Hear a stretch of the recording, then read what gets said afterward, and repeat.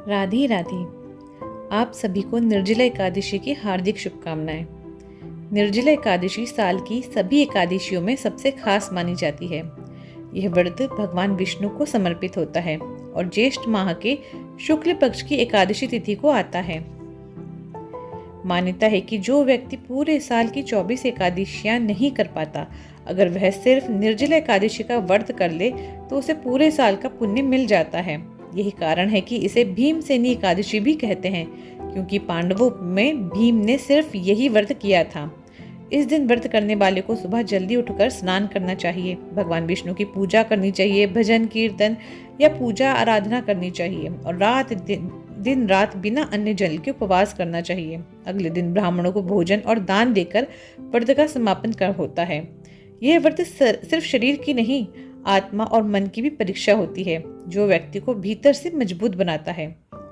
निर्जला एकादशी व्रत कथा बहुत समय पहले की बात है, महाभारत के समय की। पांडव भगवान विष्णु के बहुत बड़े भक्त थे। पांचों भाई हर महीने आने वाली एकादशी का व्रत रखते थे, लेकिन भीम को एक परेशानी थी, उन्हें भूखा रहना बिल्कुल पसंद नहीं था।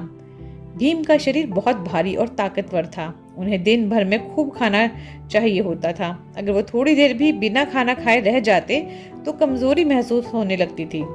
इसलिए जब उन्होंने देखा कि उनके सभी भाई हर एकादशी का उपवास करते हैं तो उन्हें बुरा भी लगा और दुखी भी हुए।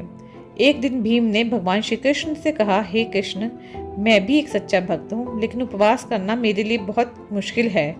क्या कोई ऐसा तरीका है जिससे मैं भी व्रत का फल पा सकूं, लेकिन हर महीने उपवास ना करना पड़े? भगवान श्री कृष्ण मुस्कुरा दिए। उन्होंने कहा, हाँ भीम, तुम्हारे जैसे भक्तों के लिए एक खास व्रत है, निर्जला एकादशी। इसमें पूरे साल की सभी एकादशियों का पुण्य एक साथ मिल जाता है, लेकिन इसमें एक शर्त है।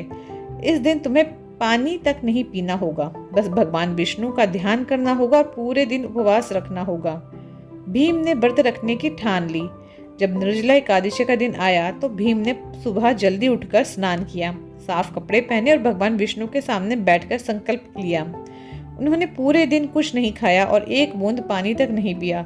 गर्मी का दिन था, शरीर भारी लग रहा था, गला भी सूख रहा था, लेकिन उन्होंने हार नहीं मानी। उन्होंने मन में बस यही दोहराया, मैं ये व्रत कर रहा हूँ भगवान विष्णु के लिए।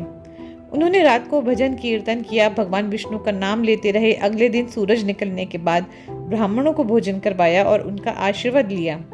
जब भीम ने ये व्रत पूरा किया तो स्वर्ग से फूलों की बारिश हुई। देवताओं ने कहा, आज भीम ने अपने मन, शरीर और आत्मा तीनों की परीक्षा पूर्ण कर ली।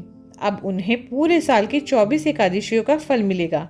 तभी से इस एकादशी को भीमसेनी निर्जला एकादशी भी कहा जाने लगा। कहते हैं, जो भी श्रद्धा से ये व्रत करता है उसके सारे पाप मिट जाते हैं, जीवन में शांति आती है और भगवान विष्णु का आशीर्वाद हमेशा बना रहता है। निर्जला एकादशी का व्रत सिर्फ उपवास नहीं होता, यह हमारे शरीर, मन और आत्मा की परीक्षा होती है।